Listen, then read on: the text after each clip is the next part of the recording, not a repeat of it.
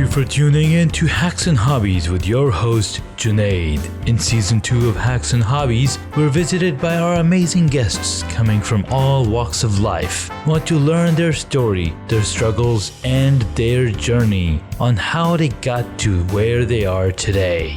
So stick around. In this episode, I get to speak with Shelley Allen. I met her through Errol's LinkedIn Mastery Facebook group, and she's helped me edit a few chapters for some of the books that I was part of. She's been kind and generous in making my chapters sound natural and grammatically correct. She recently published a book called Master Fibonacci, The Man Who Changed Math. We'll get to hear a little bit about the book and her journey. So enjoy the episode. Tell us what's going on and tell us about this new book that you got published. Congratulations, by the way. Thank you so much. It's about Master Fibonacci. He was a maestro in Italy in the 13th century, and his name was Leonardo, and he lived in Pisa, so his name really would have been Leonardo Pisano. He was famous in his day because he wrote books teaching others how to do math and how to calculate math using Arabic numerals rather than Roman numerals. Most people didn't know how to do that, and so they came to love him. I believe he was a generous and kind man because Pisa, towards the end of his life, granted him an annuity and put a plaque up in the square, an engraved one, showing their appreciation for him. So my point was, he was famous in his lifetime, but within 200 years, he was forgotten. And then 300 years later, a mathematician gave Leonardo credit for teaching him math in his famous math book. And then it was another 100 years later before someone recognized that reference. And to make a long story short, about 600 years after Leonardo died, someone nicknamed the Fibonacci sequence after him. And so my book gives background on Fibonacci and on the sequence and how it came to be and how it came to be called Fibonacci rather than the Leonardo sequence. Got it. That's really cool. Yeah, we talk in photography, we talk about the golden rule and we talk about the rule of thirds. And it looks like it's based off of the Fibonacci spiral. They're very similar. They're both logarithmic spirals. The golden spiral is another name for the Fibonacci spiral, and it's not exactly equal to the rule of thirds, but they have similarities. But the Fibonacci spiral is a logarithmic spiral, and so it's it's shaped very much like some of the other spirals in nature. And some people think some of the spirals in nature are Fibonacci spirals, but they're actually not. They're very close, though. Okay, fantastic. So that is awesome. I'm super excited for you. So tell us a little journey and story and how you got here. Like, how did you get into writing and editing and being an author? Okay. Well, I raised my kids, and when they were all grown, I went back to school and got my master's in education. So I taught high school English for 6 years in a public school in Texas. Last spring, I decided I did not want to teach high school English anymore. I wanted to edit and write and be an author, which I've always wanted to be. So I began freelancing, and I've built up my clientele and beginning to have good repeat clientele. And I was presented the opportunity to do research on dissertations and changing them into books. And I edit books and I write blog articles.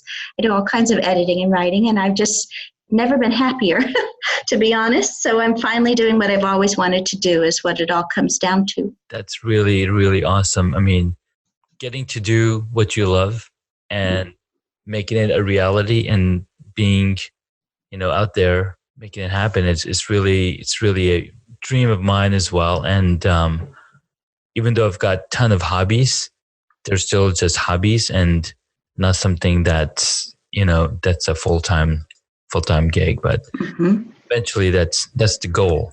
Yes.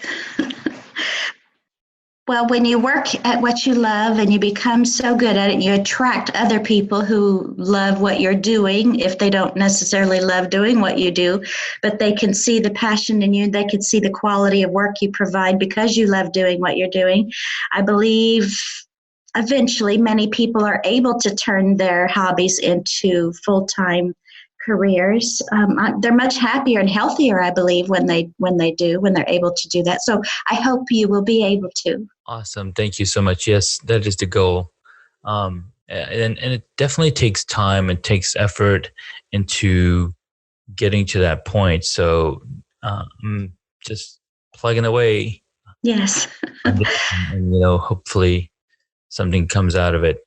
If nothing comes out of it, at least I'm learning a lot from all of my guests. Yes. And do you go to conferences too? Because you can learn so much there. I've been to a few conferences. I haven't been to much lately, but I have been to several conferences in the past few years. Mm-hmm. I just attended the San Francisco Writers Conference here last week, and it's amazing how you can be refreshed and rejuvenated and remotivated and inspired to pursue your passion even more diligently than you ever did before when you're around so many others who share the same passion.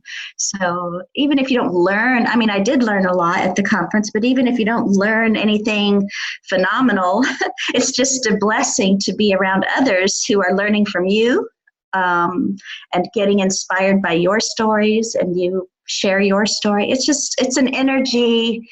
It's an energy attraction. I don't know how else to explain it. No, I totally agree. That's really awesome. I'm in the process of, getting those things down. Like right now I'm just focusing on the podcast, and then not just focusing on the podcast, but I also have a full-time job, as well as working on the little book chapters. And then I promised one of my friends, Angel, that within the next 6 months, I'm going to write a book. Oh. So he said he's going to reach out to me every month and ask me what my progress is. So I need to get this chapter wrapped up so I can start working on that book. And your book is going to be about technology. And what is it going to be about? I don't know yet, because it's almost like an autobiography. Mm-hmm. It's my first stab at writing that first chapter for the Magnetic Entrepreneur. Yeah. That was like 17,000 words, and he only did 2,000 words. That's going to start with the basis of what it's going to be. But I still have to figure out, okay, what all am I going to talk about? Because I have so many topics in my head, and anytime I start talking, even on my podcast, I have a little, a backstory before I actually get into the topic of it. For some reason, that's something that I've done. Even when I wrote some blog posts, I would start with the backstory of, why is this interesting? And I would actually go into the topic. And sometimes it feels like I'm doing a disservice, and it feels like I'm talking about the other thing rather than the thing that the topic should be about. But that's just how my brain is wired, I guess. Mm-hmm. Well, I don't see anything wrong with it, except if you have, I didn't see if you have a regular blog, but if you have a regular blog page or a regular blog site, then you can get all the introduction done in the beginning maybe, and then each of your blog articles can get right straight to the topic at hand. That's a good idea. Yeah. So I've been blogging since 2006, I think. Oh. Blog sites. You're a professional. Yeah. Superjanae.com and technodunky.com. Nice. Donkey was focused on technology stuff, and then Superjanae was more about everything else. But I still don't have a very niche, focused target audience in those areas. Yeah. Not as regular either. Well, on your book, when you start to write it, one of the things that helped me at a workshop at the conference was outlining, just listing the major turning points in my life, because what I'm writing a memoir now also. And if you start with the skeleton, just the turning points, the most important moments, there are of course billions, but the most important ones where at that moment, after that moment, your life was changed dramatically. And so if you outline those first, that might help you get started on your chapter. That's not a bad idea. I will definitely write that down. Fantastic. So tell me a little more about the book. And well, before we get to the book, some of the things that you've learned with your journey into being the writer. Mm-hmm.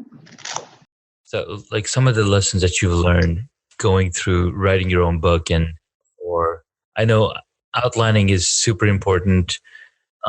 Both Malcolm Gladwell and James Patterson mention outlining, as well as Steve Martin, who has a course on writing, and Steve Martin has a course on comedian on masterclass.com, and they talk about outlining a lot. Yes. Some of the things that you've learned. I do believe outlining is very important. You have to keep in mind that it's not set in stone. So your outline, of course, is just a guide and a skeleton.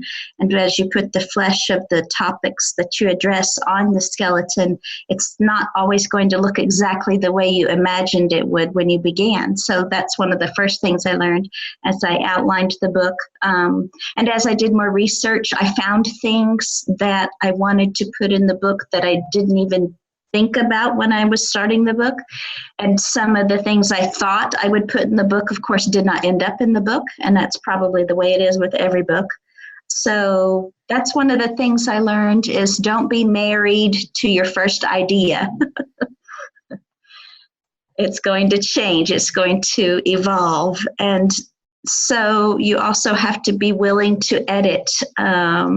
And even though I'm an editor, a professional editor, I needed an editor myself. And so my publisher helped me edit the book, because even with I'm an INTJ, very, very analytical and careful, very meticulous.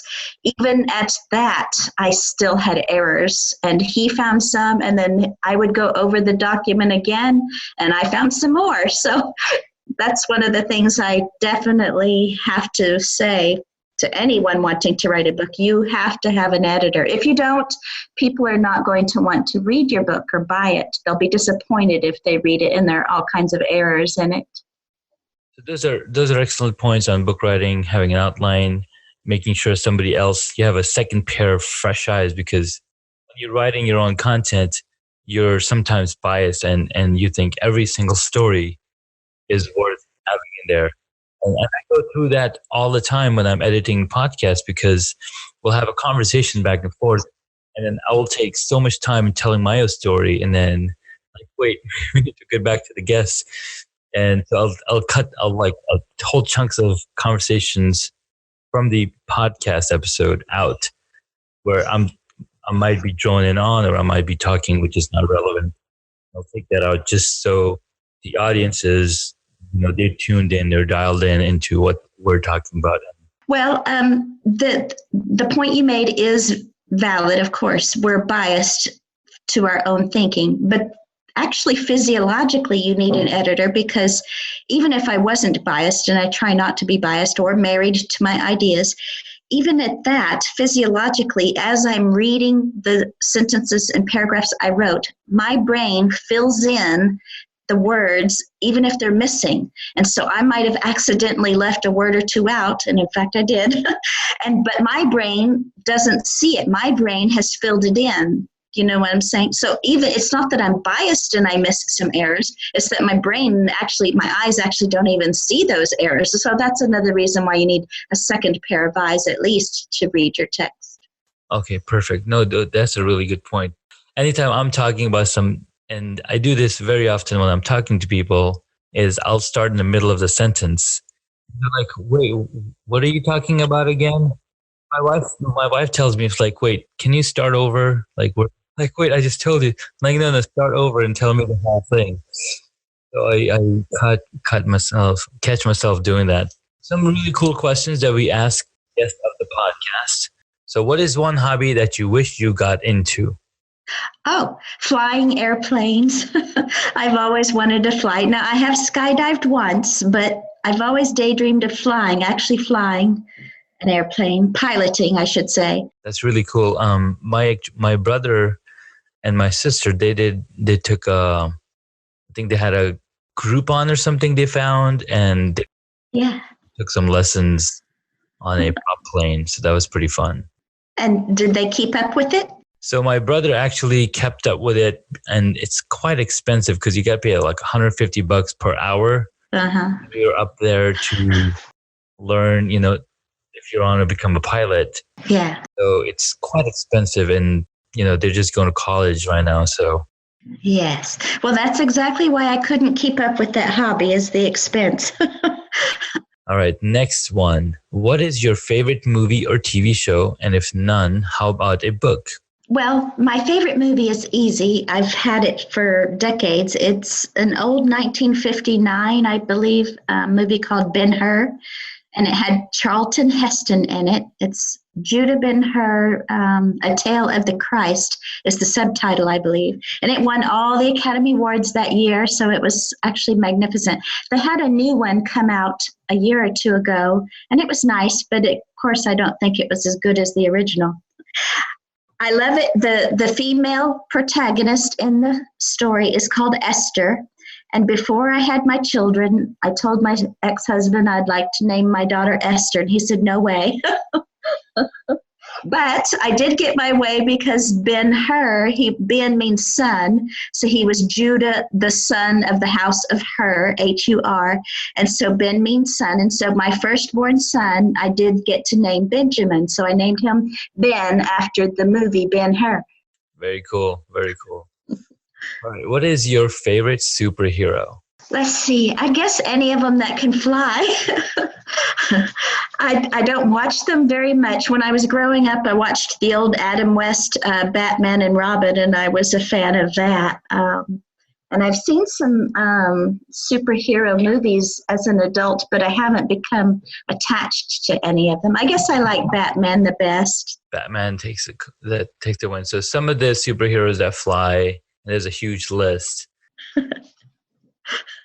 Superman, of course. There's Iron Man. He's able to fly thanks to his suit.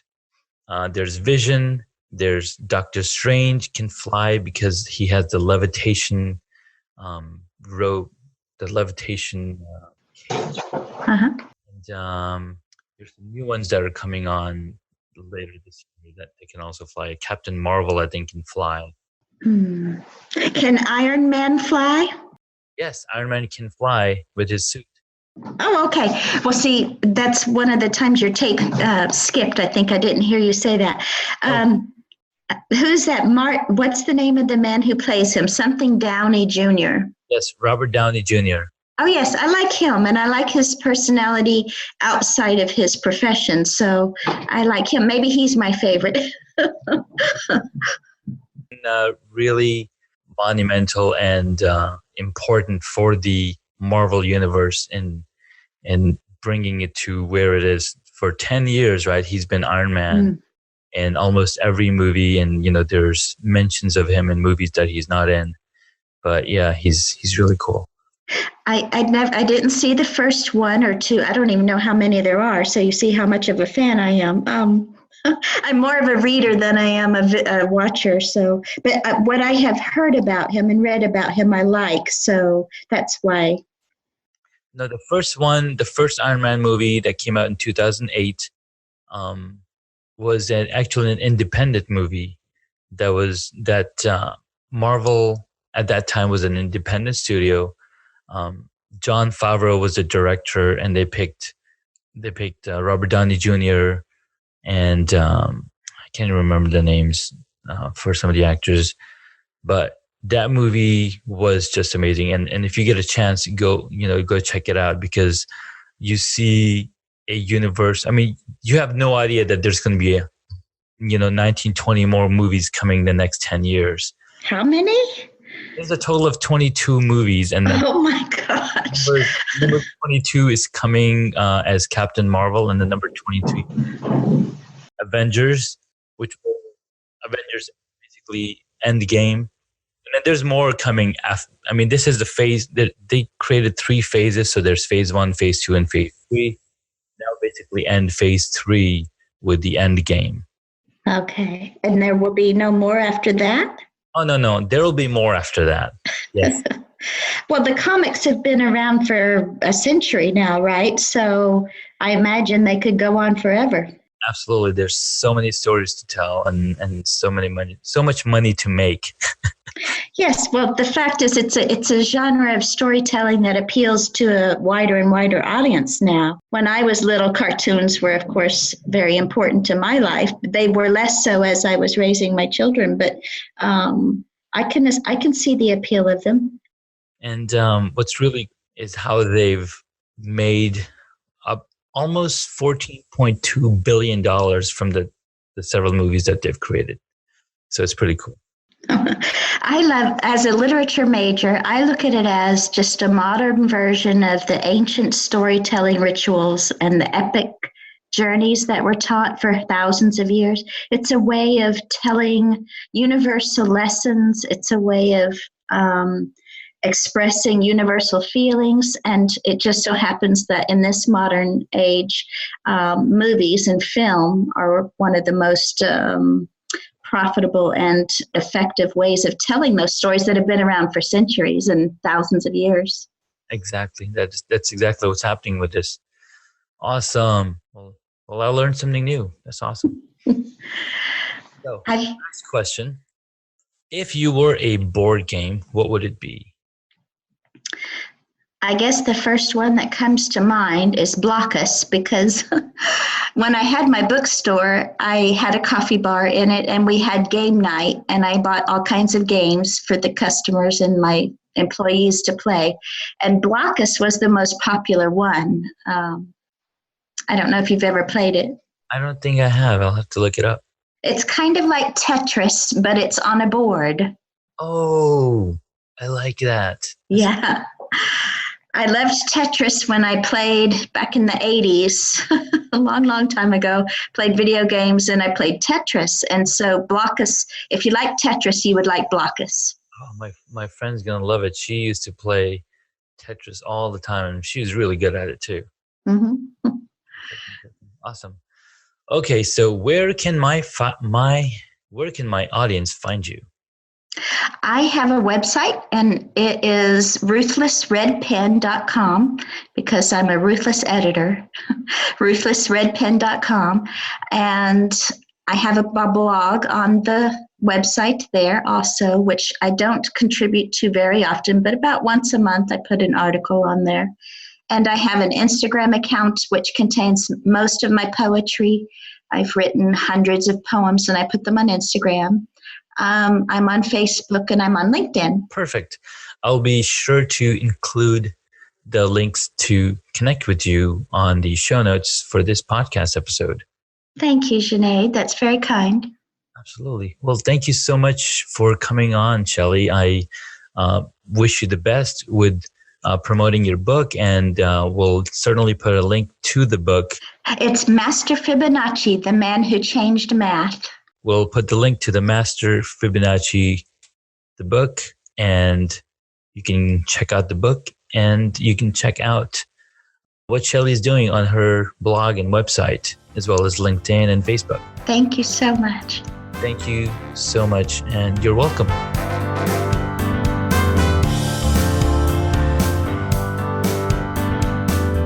Thank you for listening to Hacks and Hobbies. You can find additional information on the guest today on the website hacksandhobbies.com. Please feel free to subscribe to the podcast so you don't miss out on upcoming interviews with amazing guests.